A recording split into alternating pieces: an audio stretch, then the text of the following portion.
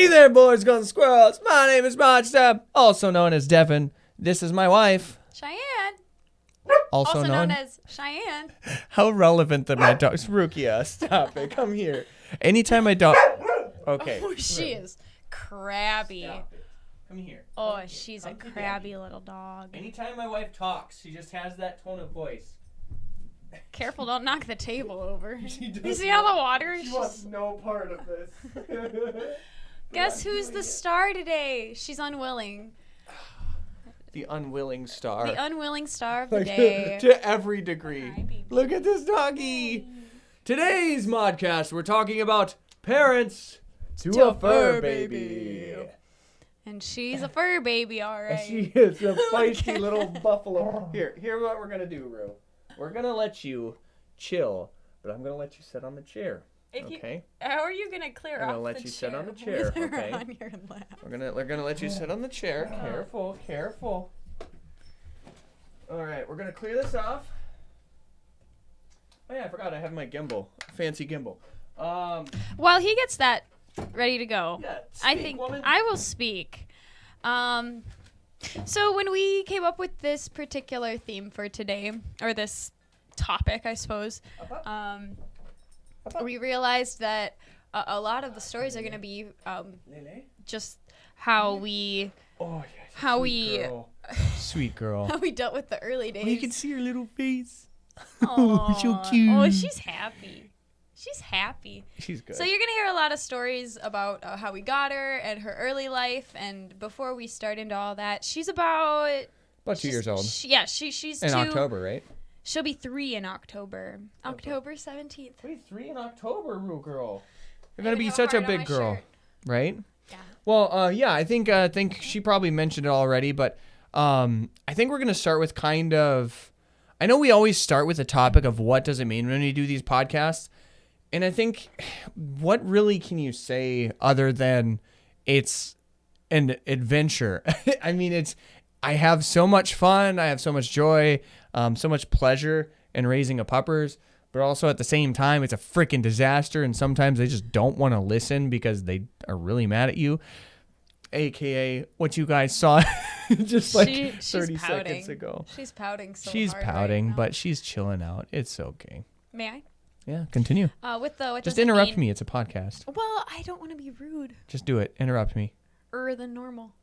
Oh, little girl. For what does it mean? I think for me it means that because we don't have any actual children. We don't have any actual children. You know, it took a long time for me to get to the point where I was like, I'm just gonna call her my fur baby, because I think that when you start calling a dog your fur baby, you are actually bestowing probably more of your own personal attachment to them. That's fair enough. Upon them. I Maybe find- that's I've- not the right way to say it. But Before I mean, I personally find the term fur baby a little weird. I'm Reminds not me gonna of lie. Furby. I just call her my puppy, my puppers, my Ruru, my baby girl. You know, like stuff like the classic pet lovers like yeah. phrases. Like fur baby Yeah. was always such a weird phrase to me. But I it's gotta okay, say, I like digress. I picked it up from somebody who I was interacting with quite a bit about the time that we got her. Sure. And so she is my baby, and I know that there are definitely pet people out there, and I used to be one of them who's just like, my dog is my dog, not my baby. She will be subservient to me. But you know, I guess for me, she's kind of my surrogate child in a way. Puppos. You cute little Yeah. puppos. I have to lavish my maternal instinct on someone. Yeah. You know? My husband doesn't like it when I do that to No. him, so I'm a man. that's right. I'm a not supposed to be man. his mother. Duh. That's right. I'm a man. But the dog, I can be all maternal and Right. stuff with. So I guess and like let's it's all kind of move towards like the whole. How did we get Rue? I feel like you're gonna do so much better a job of telling the story because you're more heavily involved with this. I was just like, I want a puppy. Well, okay, so this you got is to bear your with time my to shine. halting storytelling. Okay, Trust me, this whole week she'll get better, hopefully. I will get better. I've been analyzing the way I talk, even in just conversations. You know, after watching myself cringily on the Modscast. Right. So I'm going to do my best. She needs to realize you're real people. You are real people. And that we love you and we want to share these experiences with you. And then she gets into this whole like, because she has a very musical, or what would it, like musical tone to your voice. Like it's not just one flat tone every time you talk. No. It's very expressive. It's very rhythmic, I think is the right term. Yes. There's a very rhythmic voice, but when she gets on these podcasts, and so I was looking at a picture one day, and she stays on the same tone. Express yourself. I'm sorry. I think we had a whole conversation about this. She's doing it already. Just talk normal. I don't know how. You talk normal every day. I default to like my professionalism. Like when I have to talk in front of people, I end up like just very composed, very. You know like, what you were just doing like 10 seconds ago? That was perfect. When you were like. Yep. Yeah. Exactly. Yes, that happened. She just has a high pitch. Okay, I'm gonna pretend like I'm talking to me. Well, I get. You're monotone talking with to you me. Too. Talk to them like me. You're my husband. We I'm not supposed to talk they. to them like They I talk to my husband.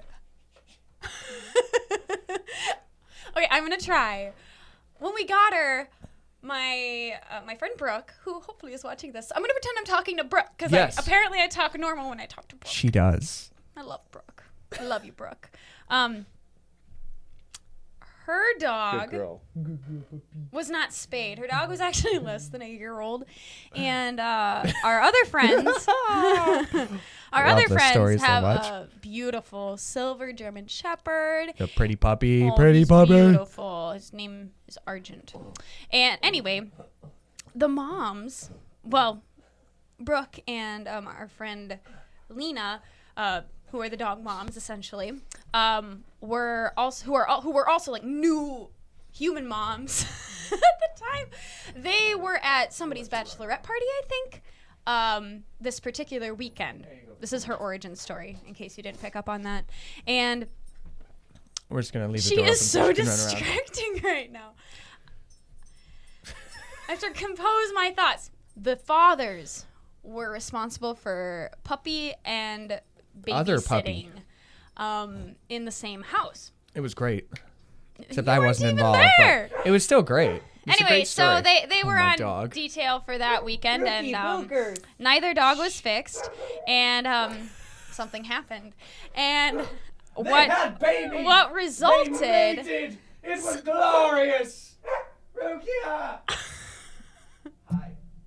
What resulted were 9 puppies, and ours is the most beautiful. Brooke was telling me about them, and as I'm yelling, yeah, off you camera. are, and I just can't even right now. Brooke was telling me about them, and a couple of us in our friend group went over and we visited the puppies, and they were like just a couple days old when I first met them. So I literally met I met Rue when she was just a couple days old. Just a wee little lass. Mm-hmm. But at that time, I was finishing up a lot of online coursework while still teaching full time, and she's a busybody. She likes to stay entertained, and when she is entertained enough, then she adds more to her plate. I feel like that's a topic for a different Modscast. Learn how to stop. In other words, continue. Maybe you should continue because you're the one who keeps interjecting. Anyways, they had let's just say the two going. Puppies had a real good time. Babe, we're past that. We are past. But that's my favorite part of the story. That's how she came to be. That's true. In short, I went over and visited them, and I visited with Brooke because I hadn't been over in a long time and really wanted to catch up with her. Met puppies.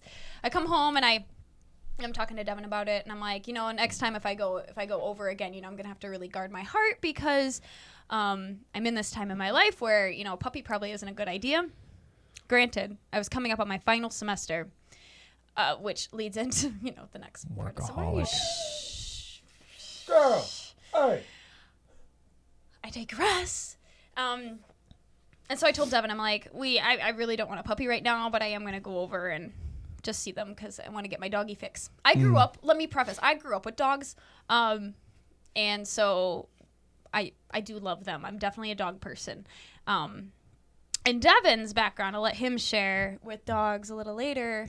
But in short, I'm like, no puppy right now. So I went over again a few days later, and it's amazing how fast puppies grow. Mm-hmm. They grow so fast, and you could see a difference even just a few days. Yeah. And then I go home again, and I'm talking to Devin about yeah, they're awfully cute, but we can't have one right now. And he's like, yeah, no, now's not the time. And then I'm like, have the puppies. And he's like, who's the father, by the way? Because he didn't know. I didn't know anything. Now, granted, Brooke's dog she's a mutt. Like, she's a little bit of blue heeler, a little bit of lab, a little bit of husky. She's a little bit of everything. I understand to each their own, but I really don't like at the time, the dog's gotten better, but at the time it was just like wiry stupidity just running in circles and like... She's needy. That's the sound I interpreted in my head anytime I saw this dog, because she was just like... Is this something you would say to Brooke's Oh face? gosh, are you kidding me? I've told her. I was like, I don't like this dog. She's gotten better, but I don't like her. It was just such like the classic like teenage mom like mentality. The dog, I know there was some health stuff going on with this dog whose name is Millie. But like every time the dog would come to like, oh, I'm a puppy, I need milk, oh, and she would push him away. Did you actually see that? Oh happen? Yes, are you kidding me? Oh yeah, I mean I saw it happen. I know there was physical pain in the mom's body, but gosh dang it, I'm like, it's your child, don't you love your child? And she would just go off and gallivant nowhere, not even take care of him. Yeah, they had to like sequester her in with the puppies. It was horrible. It was awful. I'm like, oh, Nerd. You have no maternal instinct. That's terrible. This is what happens. This is why you don't have kids when you're teenagers. Oh gosh. Frick. No, don't do that. Watch your mouth. Don't do it. Anyway, so as soon as he asked, I love that noise so much. Okay, I digress. Can I finish telling my story? You're such a jerk sometimes. You like to hog the spotlight. I'm just feeling my oats today. I think he's trying to get me to have better vocal inflection. Like, that's his hidden Yeah, agenda. maybe. I mean, probably. There's some element of that to it, I'm sure. Oh, my gosh. Anyway, sorry, I interrupted you. Continue. Yeah, you did. As soon as he asked me, well, who's the father? And I'm like, it's Argent. And he's like, I want one. It was pretty much just like that. It was just, I'm like, babe, hold on just a second. Now, let's go ahead and go to the background because they know I'm a dog person. Yeah. What's your background and why did you, without any hesitation, as soon as you knew she was half shepherd? Well, I mean, so this one's a little bit trickier. It's like not something like it's super obvious at face value. But long story short, I have a couple experiences with dogs. There was a dog. We'll start with the dog that my mom owned, which was like I don't remember if it was a lab. I think it was a golden lab. I feel like your sister's yellow gonna lab. ream you out. She probably will. This. It'll be either a yellow lab or a golden retriever. I think it was a lab because I think the fur was shorter and not as fluffy and so I think it was a yellow lab. The only thing I can remember about this dog is it pooped like 12 times in the kitchen. That's it. That's all I can remember about this thing. And so I was just like, I hate you. But I was really young, so like How old were you? I don't remember. I don't even know this story. I've never heard this story. That's all there is to the story because I don't remember anything that happened before or after that. I just remember this yellow lab that pooped like 12 times in the kitchen. Oh my I don't know. I must have been maybe like 8. Maybe 8, probably younger. Once again, my sister will ream me about not knowing everything in the earth, but that's okay. I digress. However, the more important story, which is also one I don't really remember very vividly, but my grandpa, who was actually, my grandpa and grandma were the ones who raised me, before we kind of moved in with them, so to speak, he had owned a German Shepherd. And I remember us being able to like really climb on her and like we would tug on her ears and, be stupid little children and try to ride her and stuff. And she was just so chill. And there's so many great stories my grandpa has, just like how fiercely loyal this dog was. Like he would go mountain climbing with her, like where she would get in between his chest and the rock and they would climb up the mountain together, which was super freaking cool story.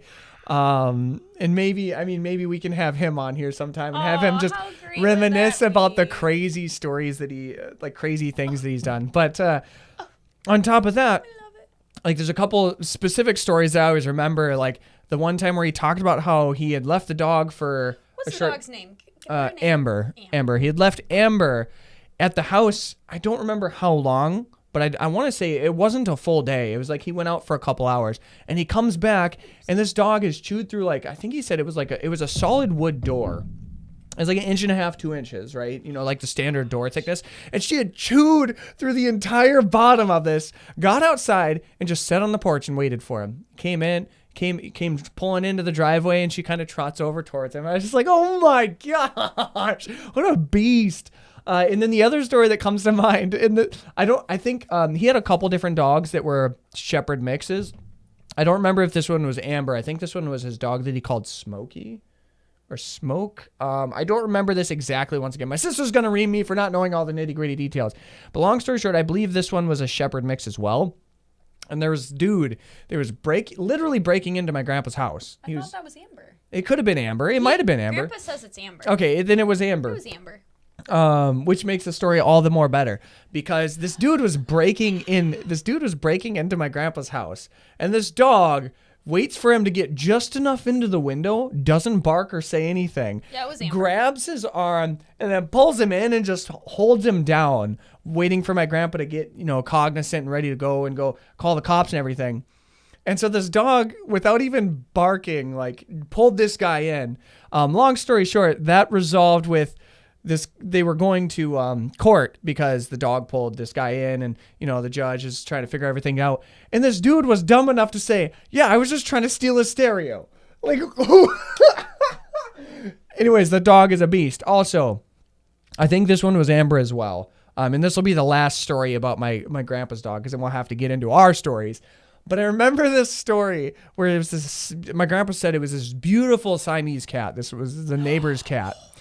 And this cat would just taunt Amber. I believe it was Amber. It would just taunt her relentlessly. And it would get in the yard, and then Amber would run up and just edge of the collar and chain and just get up and rear up, And then this cat would just sit there and prance like, ha ha, you're on the end of your lead, sucker. Ha ha, I can walk. Well, after a few times of this happening, the dog got privy to the kitty cat's ways. I love this so much. Frick off, cats. Anyways. Language. So Amber gives it 2 or 3 feet before she actually gets to the end of her lead, and she starts rearing up and barking as if she's at the end of her lead. And so this cat's like, ooh, gets really close and starts tiptoeing on the line, and all of a sudden just rips this cat in pieces, literal pieces. And my grandpa was telling the story about getting home or going out there and finding that there was just pieces of cat laying around. So morbid. Oh, that's such a good story. I feel like all the guys who watch the Modscast are gonna love that story, and all the girls are gonna be like, "No, not the kitty, not the kitty." If your cat weren't such an a-hole, it wouldn't die. Oh my god. I digress. Now on to our early stories. What a great segue. I think what a great segue. The greatest takeaway from that is why he has these incredible positive memories and and stories, just in general, even things that I physically wasn't there for. A lot of really positive memories about just shepherds as a whole, just beautiful. Not to mention they're beautiful animals. You know what I mean? Beautiful. And it's funny because I was actually a little bit prejudiced against German shepherds because my dad had bad experiences when he was little. That's true. So we always stayed we never had shepherd dogs. We had blue heelers, we had black labs. Okay, moral of this. Train your freaking dogs. Don't be dumb. I know there are some things that you're gonna have a hard time training your dog out of. Coming from us, who it's the first time by ourselves exclusively raising a dog and trying to teach it to interact the way we want it to.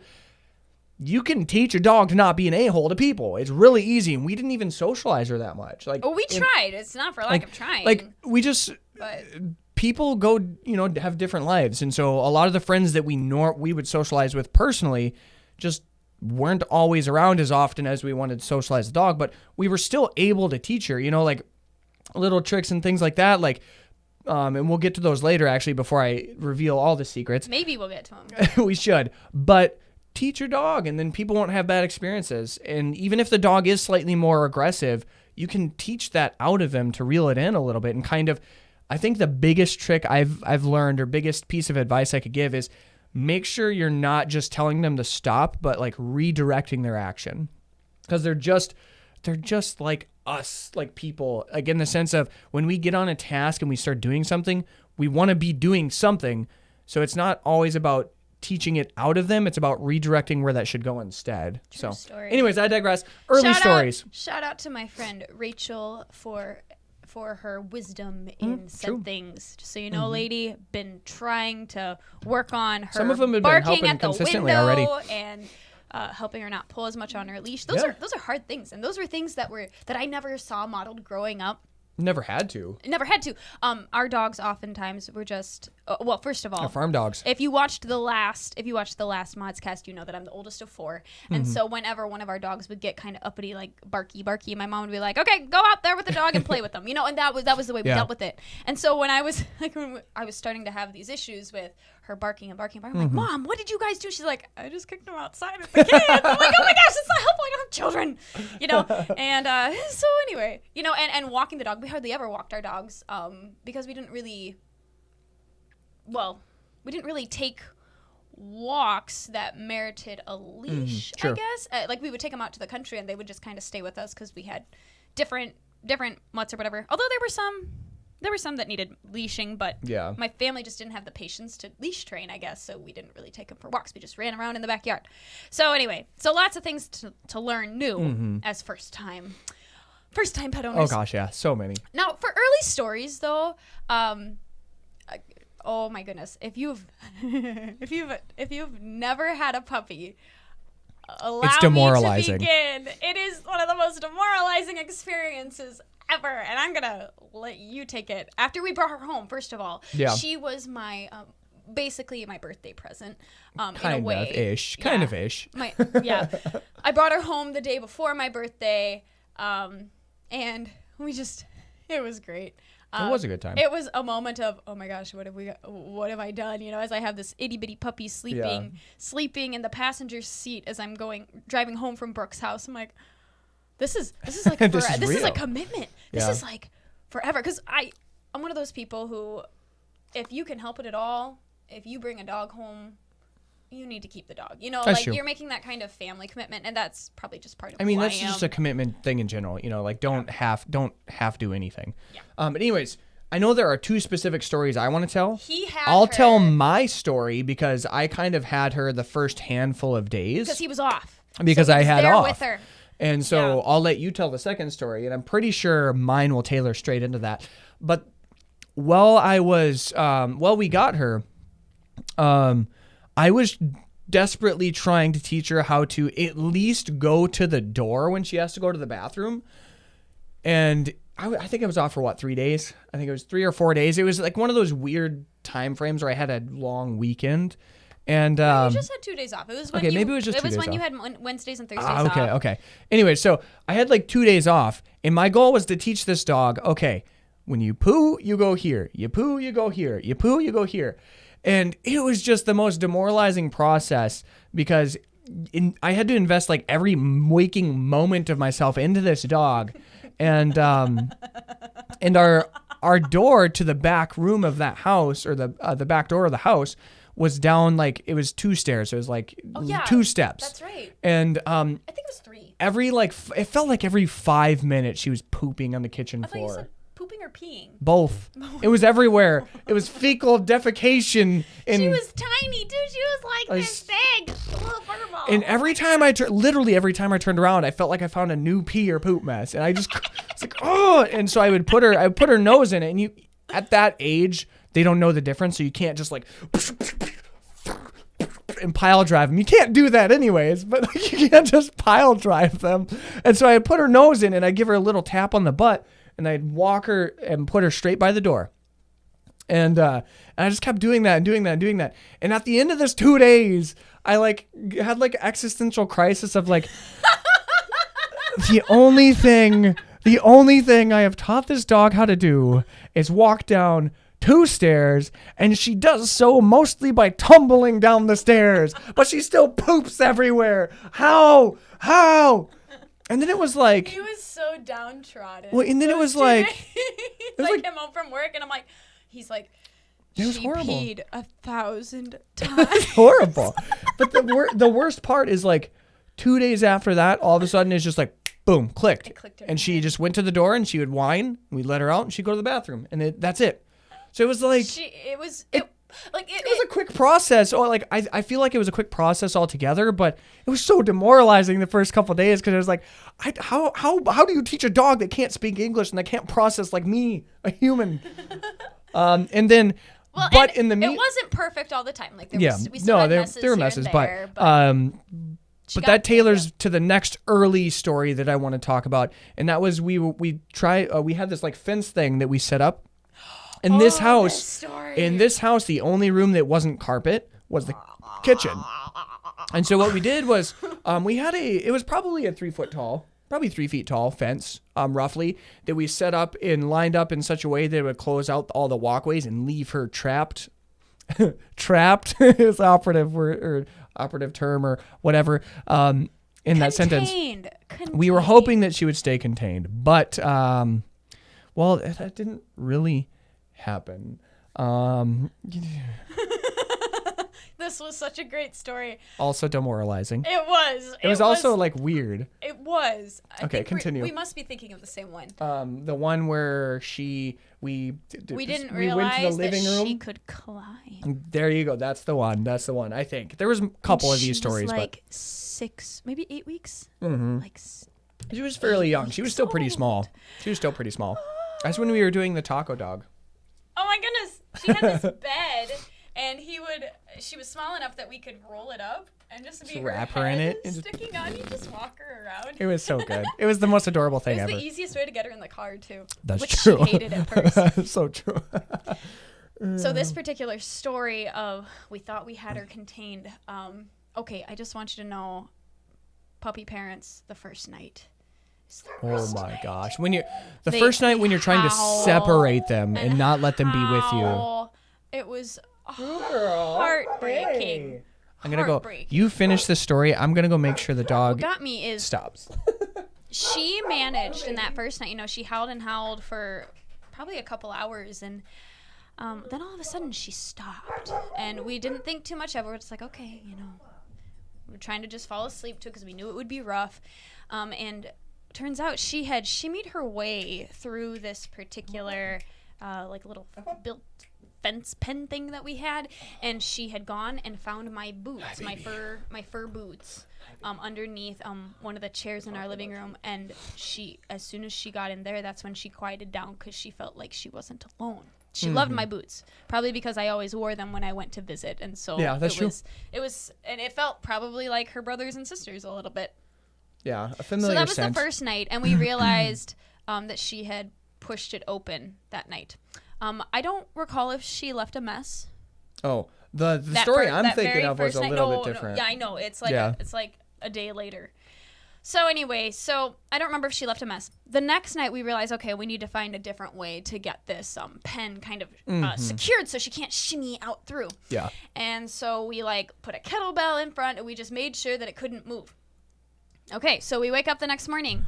She's in the same spot as the night before, underneath the chair with the boots, and she had pooped everywhere. And we were like, what's going on? So we went and we looked at the pen, and it was exactly as we'd left. I'm like, she found a way. How did she find a way to shimmy through that? I feel like, and we didn't think too much of it. And then go another day, and we realize, I remember this moment distinctly because I had taken a shower. No, I hadn't taken a shower that morning. I come home from work, and this was when we had started.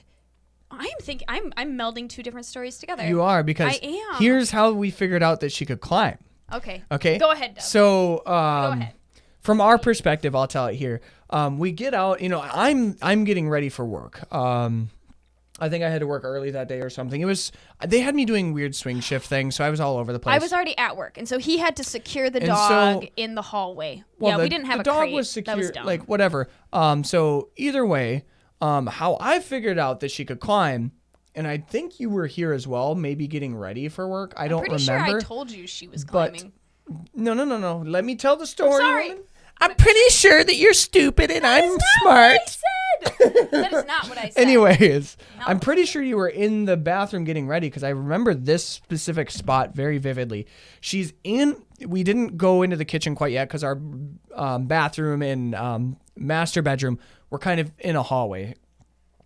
I remember looking out there getting ready because my shoes and stuff were out in the living room. And I see her still in her cage in the kitchen. I'm like, okay, so everything's good. Everything's fine. I'm like, pretty sure that was me. Devin, I'm telling a story. Mother flower. Anyways. I think it was me. I don't see the gate pushed out, okay? I don't see it pushed out anywhere. Like, there's no gaps. There's no nothing. And then, so I kind of climb over. I greet her. There's a couple spots. I'm like, I'll take care of those in just a minute, but I do have to get dressed real quick. So I have shoes and stuff on. So I love on her. And I climb over the gate. And I can't remember exactly how this specific portion, but one of us stepped in dog poop. But it was in the living room, and she was still in her cage. And we were like, there's no gaps, like nothing's pushed out, like how? And I don't remember exactly how we figured it out, but we staged it. I remember how we figured it out. We staged it. I was... it was great. It was horrible. I climbed over the gate, and I went to go do something, and she didn't like it when I went and did things without her. So she's like barking at me. And all of a sudden, I come back up the stairs, and she is over the gate, and she's like in the kitchen. And I'm like, huh. And then I step back across the gate, and she jumps up and she comes down right in front of me, and I'm like, Devin, we're buying a kennel, we're buying a crate. Yep, it's time. Great. And we should have done that from the get-go. Should have. We thought we Hindsight's could. 2020. Yeah. So. Yeah. Anyway, Either way. Yeah, there was one day and I think this was before we figured it out. Yeah. I came home from work, and he was supposed to have contained the dog or clean up any mess the dog had made. This is what I'm thinking of. Yep. Sorry, this is where the stories merge. This is our relationship. She always calls me dumb and idiot and tells me I'm wrong, and then she realizes I'm right, and then all is good in the world. Continue. I come home, and she's contained. She's contained, we're good. But I go into the living room, and there's poop everywhere. And I'm like, when Devin got home, I don't think I called him. Laid into me. I did. I'm like, Devin Mertz, how did you leave that mess in the living room for me to come home to? And he looks at me, he's like, I was walking on that floor barefoot right before I left home, and there was nothing. And I'm like, there was nothing. What? No. And secretly in my heart, secretly in my heart, I'm like, he's lying. He's dumb and stupid. That's not what I was thinking. But I was thinking he probably just didn't pay attention. But then dumb and stupid. That happened, and I was humbled greatly. She was, and it felt good. I felt so vindicated. I was like, ha ha ha ha. Take that, woman. Take that, woman. It was so good. I wanted to share one other story. This has nothing to do with defecation. This has everything to do with the moment when she trusted me, truly trusted me for the first time. It's a really precious story in my heart. So essentially, because Devin was the one who was like, I want this dog. I kind of. This is my puppy. I felt like it was his dog, even though I was helping take care of it in those first few days. Yeah. And it was funny because it had been so long since I'd had a puppy, and I'd never been super directly responsible for taking care of a puppy before. And so I was kind of like, man, like I want her to know that I'm boss, but I'm also a female like she is. And, and I just didn't really know what to do. And being a perfectionist, if you watched the last Modscast, sometimes I struggle with new situations and like, how should I do this without screwing up royally? And one thing I've learned about being a dog parent is you just have to try something and see how it goes. It's perpetual failing until you get something right. Pretty much. And this has helped me develop this growth mindset. Kind of, but not really. Yeah.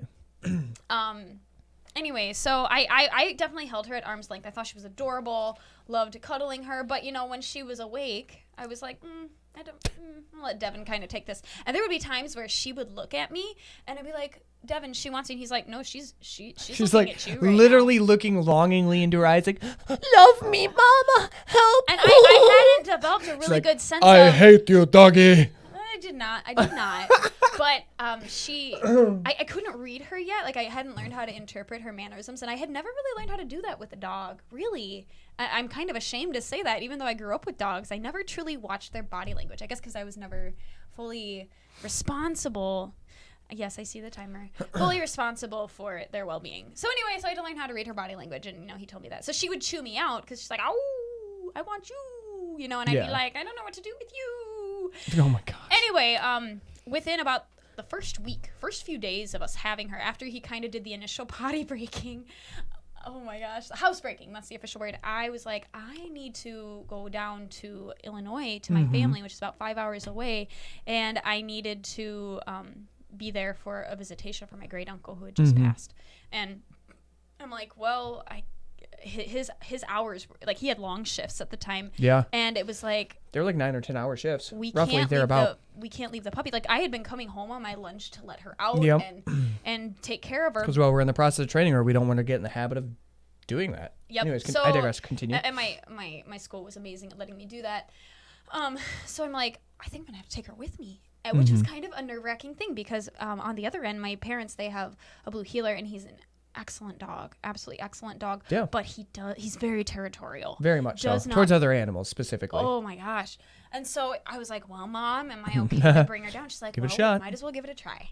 And so I brought her down, and that's a long drive for a puppy, let alone one who's just been somewhat housebroken. And it was this amazing trust exercise because I got her into the car and found out very quickly that the first ride home from Brooks, she'd been asleep, but when she was awake, she was terrified. And so I had her bed because she was tiny. I had her bed. I had a food and water set up, and that first ride over to Quick Trip to be on our way, she cried the whole time, and I'm like, this is gonna be like 5 hours of this.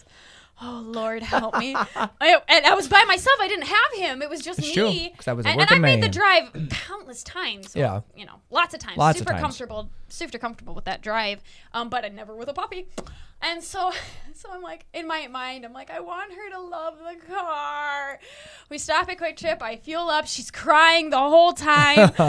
Itsy bitsy little dog, and I try to get in the car, and she's sitting in, like, she'd moved from the passenger side seat into my seat, and she's sitting there, her eyes are wide and her ears are back, she's like terrified, and I sit down in on the seat. I kind of move her out of the way a little bit, but she's like not going anywhere. Oh gosh. And I looked at her, and I start petting her, and I'm like, Roo, it's okay. And she's just finally, whimpering. There was this moment where she finally looked me in the eye, and you could see her just relax, and she let me comfort her, and it was this moment of, you're my dog too, you know. And it was so precious, and then the whole trip, I didn't have a problem. Like a gem. It was amazing. And she got into her bed. I loved on her. I could reach over and just pet her. And this was the most amazing thing. Thank you, Devin. But anytime she had to go potty, she would crawl into my lap, look out the window, and yawn. And I knew that it was time to... potty time. It was potty time. And so we would pull over, and I would get her on the leash, and I'd have little bits of food, and we'd figure it out. And I took her down, and my family fell in love with her. Dart, not so much. Their dog.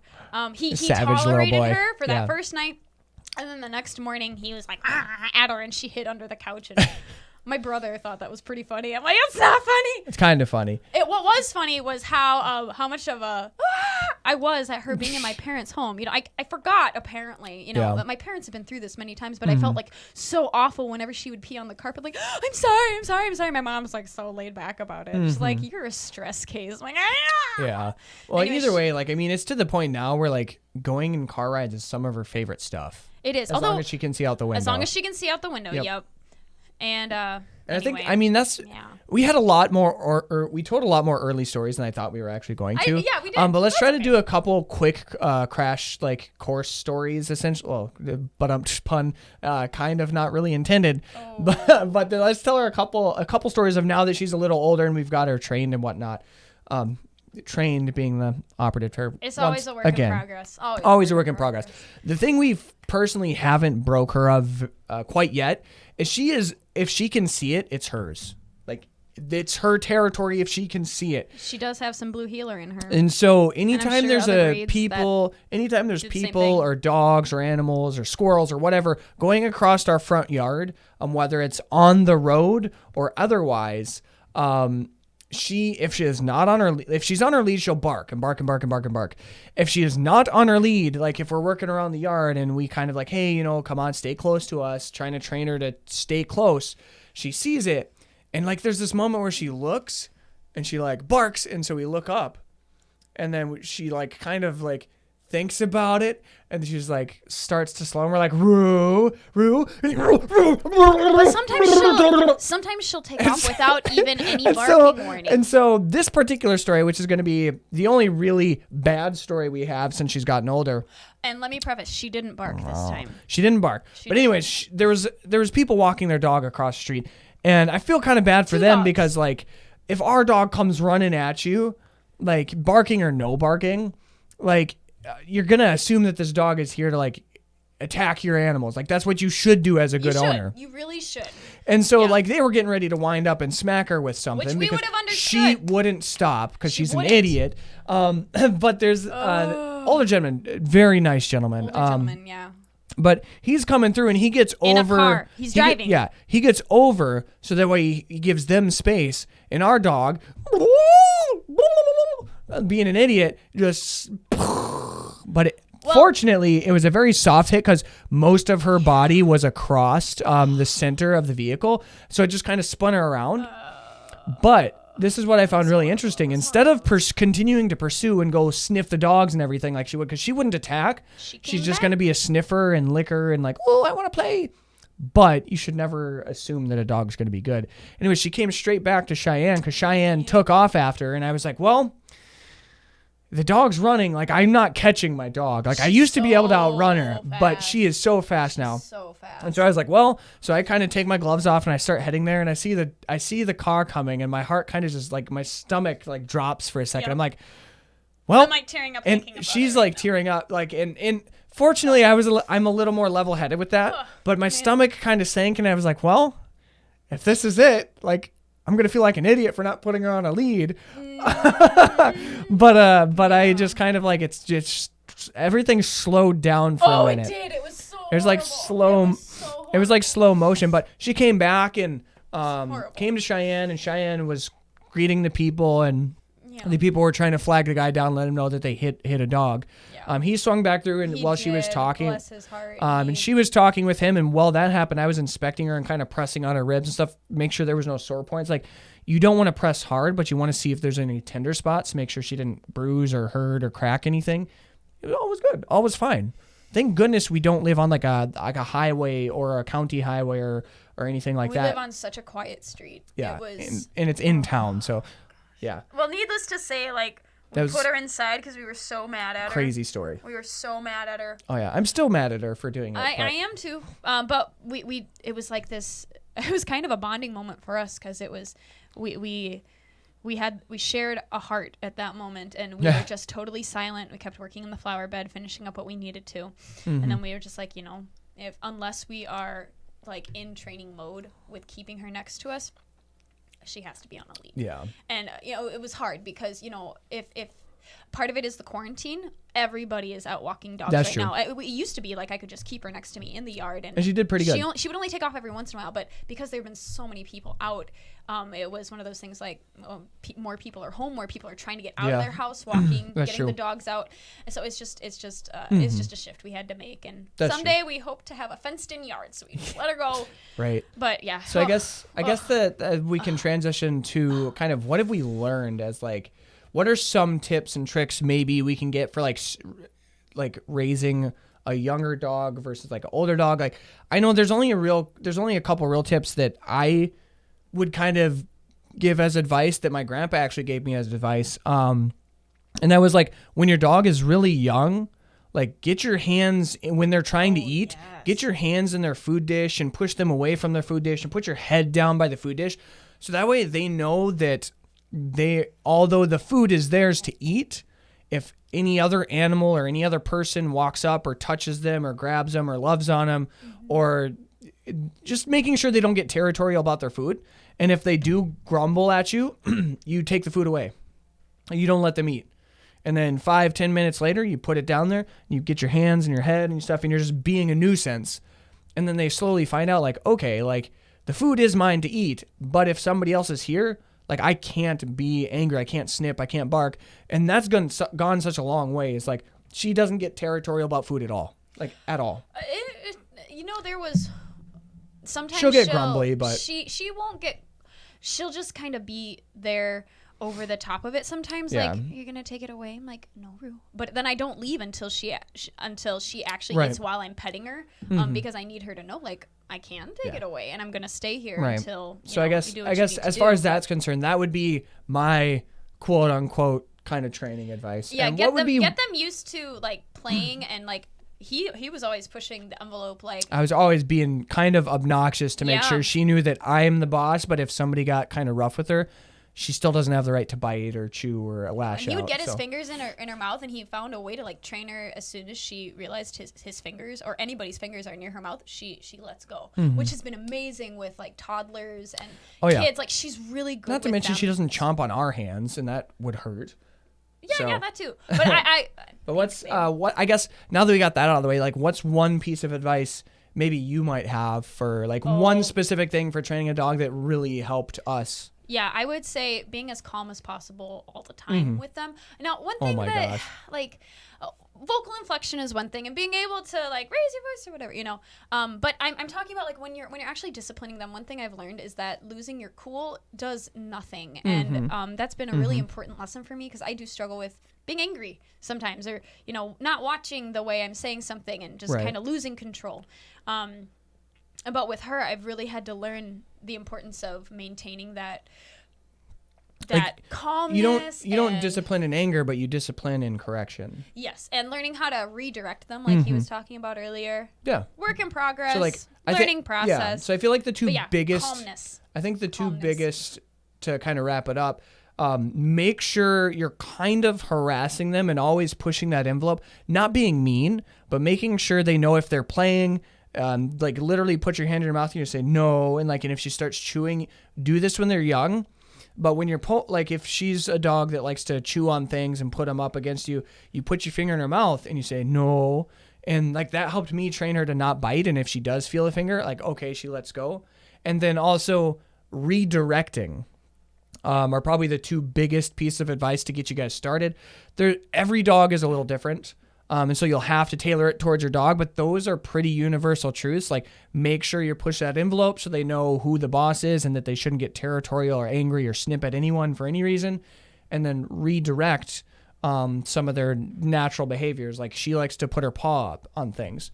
And so we taught her how to shake. And now she primarily only does that if she needs or wants something. And so it's kind of a way to kind of redirect. And so just a couple things from us to you about maybe training a dog for you. But I guess what are we going to be talking about in the next Modscast? Well, Devin really wants to talk about I do. the concepts of fairness and justice. Yeah. And so we're going to attempt that next time. I think without getting too involved, but there is a distinct difference, in my opinion, there's a distinct difference between fairness and justice. And we'll kind of outline what I think that is in the next Modscast. However, thank you guys so much for joining us in Modscast episode 3. We're in a little bit of a time crunch, so I'm going to do this intro real fast. Liking, commenting, and subscribe. Outro, whatever. Liking, commenting, and subscribe. Great tools for you to get in touch with me. Let me know what you liked, didn't like, and what you want to see next. If you like what you see, go ahead and hit the subscribe button. If you aren't a member of the community, if you are a member of the community, hit the bell notification icon because we upload content every Sunday through every Friday. The only day we do not do stuff is Saturday. Also, I live stream every Monday and Wednesday starting at 10 a.m. Central Standard Time. And that's mostly for you gamer people there. Platform? It'll be Twitch, link in the description. Yeah. Also, a bunch of other links in the description that you guys need to check out. But we'll leave that up to you guys because you guys are smart enough to figure it all out. Either way, remember, I love you guys. And I'm going to share my filthy little cake. And we'll see you next time. Toodles!